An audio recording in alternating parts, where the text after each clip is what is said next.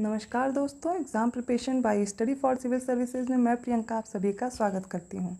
जैसा कि आप सभी को पता होगा, समीक्षा अधिकारी और सहायक समीक्षा अधिकारी का जो नोटिफिकेशन है वो आ चुका है और फॉर्म फिल होना भी स्टार्ट हो चुके हैं। तो जो भी बच्चे इस एग्ज़ाम की प्रिपरेशन कर रहे हैं, सबसे पहले इस फॉर्म को फिल कर दें, फिर अपनी प्रिपरेशन अच्छे से स्टार्ट कर सकते हैं। इसी की जानकारी के लिए ये वीडियो लेकर मैं आप सभी के समक्ष प्रस्तुत हूँ। अगर आप आरओ जैसे एग्ज़ाम की या यूपीपीएससी एग्ज़ाम की प्रिपरेशन करना चाहते हैं तो स्टडी फॉर सिविल सर्विसेज से जुड़ करके आप अपनी प्रिपरेशन और बेहतर कर सकते हैं। तो चलिए, जो नोटिफिकेशन है सबसे पहले मैं इसमें आपको समझा दूं कि आप लोग को क्या करना है। समीक्षा अधिकारी और जो सहायक समीक्षा अधिकारी के लिए नोटिफिकेशन है उसमें क्या है कि 9 तारीख से अप्लाई करना स्टार्ट कर दिया गया इस फॉर्म को। 9 अक्टूबर से आप इस फॉर्म को अप्लाई कर सकते हैं और इसके लिए पूरा 1 महीना दिया गया आपको, 1 मंथ आपको दिया गया है जब तक के लिए फॉर्म अप्लाई कर सकते हैं आप। 9 नवंबर तक आप इस फॉर्म को अप्लाई करेंगे तो 1 महीने का टाइम दिया गया फॉर्म फिल करने के लिए और लास्ट डेट भी जो फीस सबमिट की है वो भी यही है, 9 नवंबर। ठीक है, तो आप लोग जो भी बच्चे इस फॉर्म को फिल करना चाहते हैं सबसे पहले इस फॉर्म को फिल कर दें, फिर अपनी प्रिपरेशन करें। और उसके लिए भी सबसे पहले मैं इंस्ट्रक्शन दूंगी, जिन्होंने भी OTR नहीं फिल किया है वो OTR ज़रूर फिल कर दें। उससे एक आपका OTR रजिस्ट्रेशन नंबर जो है, 1 टाइम रजिस्ट्रेशन नंबर, वो मिल जाएगा। उसके बाद ही आप ये फॉर्म फिल कर सकते हैं, जैसा कि इस नोटिफिकेशन में भी आपको समझाया गया है। सबसे महत्वपूर्ण सूचना इस नोटिफिकेशन में पहले यही दे दी गई है कि ऑनलाइन आवेदन करने से पूर्व अभ्यर्थियों को OTR पंजीकरण करना है। अगर आपके पास ये नंबर नहीं है तो आप ऑनलाइन जो आवेदन है इस फॉर्म का वो नहीं कर पाएंगे। आप सबसे पहले क्या करेंगे, OTR नंबर प्राप्त करेंगे, उसके 72 घंटे बाद आप इस फॉर्म को फिल कर पाएंगे। तो सबसे पहले क्या करना है, OTR फिल कर देना है, वो रजिस्ट्रेशन नंबर के थ्रू आप इस फॉर्म को फिल कर पाएंगे। बाकी की जानकारी आप इस नोटिफिकेशन में पढ़ेंगे। इसके बाद आपको समझाया गया है कि कैसे आपको इस फॉर्म को अप्लाई करना है। ऑनलाइन आवेदन करने के लिए अभ्यर्थियों के लिए ये आवश्यक सूचना दी गई है, अर्थात जो यूपीपीएससी की साइट है इस पर आपको जाना है। ये जो नोटिफिकेशन का एडवर्टीजमेंट दिया गया उस पर आप जब क्लिक करेंगे तो आपको 3 तरह के इंस्ट्रक्शन दिखेंगे। कौन कौन से, पहला तो होगा यूज़र इंस्ट्रक्शन का, दूसरा है व्यू एडवर्टीजमेंट का, तीसरा अप्लाई का है। और आपको इन इंस्ट्रक्शंस को देख करके ही जो पहला स्टेप होगा आपका, वो आपको क्या करना है, इस अप्लाई वाले सेक्शन पे ही क्लिक कर देना है। जब आप इस पर क्लिक करेंगे तो आपसे वहाँ पर पूछेगा कि आपके पास OTR नंबर है या नहीं है। अगर आपके पास OTR नंबर होगा, रजिस्ट्रेशन नंबर जो मिला होगा, उससे आप इसको क्या करेंगे, वेरीफाई करके आप आगे फिल कर पाएंगे फॉर्म। अगर नहीं है तो आप सबसे पहले क्या करेंगे, OTR करेंगे और उसके 72 घंटे बाद आप इस फॉर्म को फिल कर पाएंगे। तो पहला स्टेप कैसे अप्लाई करना है मैंने बता दिया। यहाँ पर OTR के लिए येस और नो का ऑप्शन दिया गया है। और जो सेकेंड स्टेप होगा उसमें क्या करना है आपको, अब आपको क्या करना है, OTR जब रजिस्ट्रेशन कर देंगे, बाकी का जो आपका फ़ोटो, साइन और बाकी चीज़ें हैं वो फॉर्म आप फिल कर पाएंगे। अब सेकेंड स्टेप में आप जो पूरा ऑप्शन फिल कर चुके होंगे तो थर्ड स्टेप में आप देखेंगे यहाँ पर आपका फ़ी पेमेंट का ऑप्शन आएगा। तो फीस पेमेंट करनी है और क्या करना है, आप आगे देखिए फोर्थ स्टेप में आपको क्या होगा, जो प्रिंट आउट है आप वो ले सकते हैं। तो इस तरह से आप क्या करेंगे, सबसे पहले आप पूरे इंस्ट्रक्शंस पढ़ लीजिए कैसे अप्लाई करना है और जो इसका आवेदन शुल्क है इस फॉर्म का वो देख लीजिए। अनारक्षित और आर्थिक रूप से जो कमज़ोर या फिर पिछड़े वर्ग के स्टूडेंट हैं उनके लिए जो फ़ीस है वो 125 रुपये रखी गई है। अनुसूचित जाति और जनजाति के जो स्टूडेंट हैं उनके लिए 65 रुपये, दिव्यांग जन के लिए 25 रुपये है और जो भूतपूर्व सैनिक हैं उनके लिए भी 65 रुपये ही फीस रखी गई है। इसी के अकॉर्डिंग आपको फॉर्म फिल कर देना है। इसके बाद जो सबसे महत्वपूर्ण जानकारी है वो है रिक्तियों की संख्या। जैसा कि आप लोग पहले सुन रहे थे कि बहुत कम वैकेंसीज़ हैं, लेकिन जब नोटिफिकेशन आया है तो ये आपको एक खुशखबरी मिलती है कि उत्तर प्रदेश सचिवालय में आप देखेंगे जो समीक्षा अधिकारी की पोस्ट है वो कितनी, 322 वैकेंसी दी गई हैं।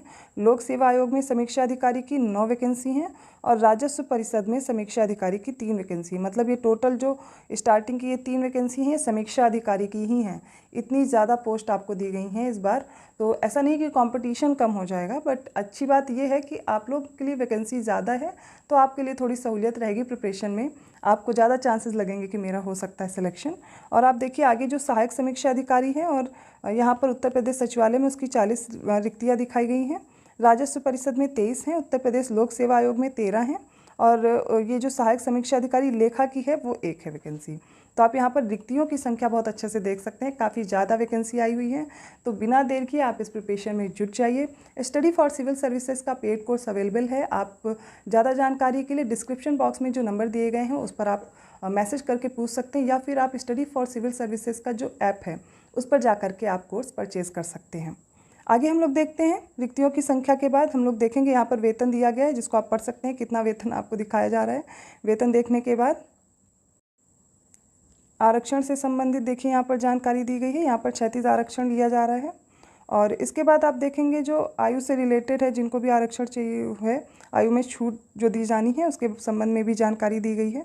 आप देख सकते हैं ये जो आरक्षण वाला है, ये वाला सेक्शन आप पढ़ सकते हैं।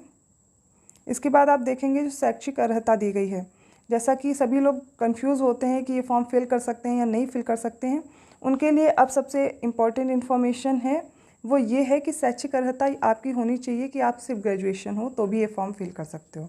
जो भी बच्चे कंफ्यूज हैं वो फिर से सुन लें। समीक्षा अधिकारी का फॉर्म सभी बच्चे फिल कर सकते हैं, जो भी ग्रेजुएट हो चुके हैं वो सारे बच्चे इस फॉर्म को फिल करेंगे। इसके अलावा जो सहायक समीक्षा अधिकारी है उसके लिए अर्हताएँ अलग हैं। तो सिंपल ग्रेजुएशन आपने किया हुआ है, आप इस फॉर्म को आराम से फिल कर दीजिए बिना देर किए। देखिए यहाँ पर दिया गया समीक्षा अधिकारी पद हेतु आवेदन पत्र स्वीकार किए जाने की अंतिम तिथि तक अभ्यर्थियों को भारत में विधि द्वारा स्थापित किसी विश्वविद्यालय से स्नातक उपाधि या सरकार द्वारा मान्यता प्राप्त उसके समकक्ष कोई अर्हता अवश्य धारित करनी चाहिए। तो ये तो हो गया समीक्षा अधिकारी के लिए। अब बात करते हैं हम सहायक समीक्षा अधिकारी, जो कि उत्तर प्रदेश सचिवालय राजस्व परिषद या उत्तर प्रदेश कार्यालय जो मुख्य निर्वाचन अधिकारी या फिर उत्तर प्रदेश लोक सेवा आयोग की जो वैकेंसी है, इन सब के लिए आपकी शैक्षिक अर्हता क्या होनी चाहिए? सबसे पहले ग्रेजुएशन होना चाहिए, मतलब आपको स्नातक की उपाधि आपके पास होनी चाहिए। दूसरा, डोएक सोसाइटी द्वारा जो ओ लेवल का प्रमाण पत्र है या इसकी समकक्ष अर्हता आपके पास होनी चाहिए। जो हिंदी टाइपिंग है, हिंदी टंकण है, इसमें मिनिमम 25 वर्ड पर मिनट आपको टाइप करना आना चाहिए। हिंदी टंकण में न्यूनतम 25 शब्द प्रति मिनट की गति होनी आवश्यक है। इंग्लिश टाइपिंग भी आपको आनी चाहिए, ये आपको बताया गया है। तो ये किसके लिए है? सहायक समीक्षा अधिकारी। विभाग देख लीजिए कौन कौन से, उसके लिए आपकी ये दी गई है। आगे देखते हैं हम लोग। सेम एलिजिबिलिटी आपकी उत्तर प्रदेश लोक सेवा आयोग के लिए भी है, जो कि सहायक समीक्षा अधिकारी के लिए आप लोग जानना चाह रहे हो। तो फिर से देख लीजिए, ग्रेजुएशन होना चाहिए, डोएक द्वारा जो ओ लेवल का प्रमाण पत्र होता है उसकी समकक्ष अर्हता होनी चाहिए। हिंदी टाइपिंग में 25 वर्ड पर मिनट आपको टाइपिंग आनी चाहिए और इंग्लिश टाइपिंग का भी ज्ञान होना चाहिए। किंतु इसके बाद सहायक समीक्षा अधिकारी जो लेखा वाली पोस्ट है, इसके लिए जो ग्रेजुएशन है वो वाणिज्य में होना चाहिए, है ना। तो ये आप देख लीजिए कि कैसे कैसे एलिजिबिलिटी आपको दी गई है और उसी के अकॉर्डिंग आप अप्लाई कर सकते हैं। सहायक समीक्षा अधिकारी के लिए अर्हता अलग है, लेकिन सिंपल ग्रेजुएशन है तो भी आप इस फॉर्म को फिल कर सकते हैं। आगे हम लोग को बाकी की जानकारी हम लोग जब देखेंगे, इसमें आप एक काम कीजिएगा कि इस नोटिफिकेशन को जो भी आपके अकॉर्डिंग जो भी प्रॉब्लम लग रही है उसको ज़रूर देख लीजिएगा। देखिए आयु में जिनको भी प्रॉब्लम हो रही है, आयु सीमा में क्या क्या आरक्षण दिए गए हैं वो देख लीजिए। सबसे पहले तो अभ्यर्थियों को जो 1 जुलाई 2023 से इसमें एज काउंट की जा रही है, तो 21 वर्ष से 40 वर्ष की आयु के जो भी स्टूडेंट हैं वो इस फॉर्म को फिल कर पाएंगे। अर्थात जिनका जन्म 2 जुलाई 1983 से पहले ना हुआ हो और 1 जुलाई 2002 के बाद का नहीं होना चाहिए, ठीक है। और जो दिव्यांगजन हैं उनके लिए 15 साल की छूट दी गई, 55 वर्ष तक वो अप्लाई कर सकते हैं।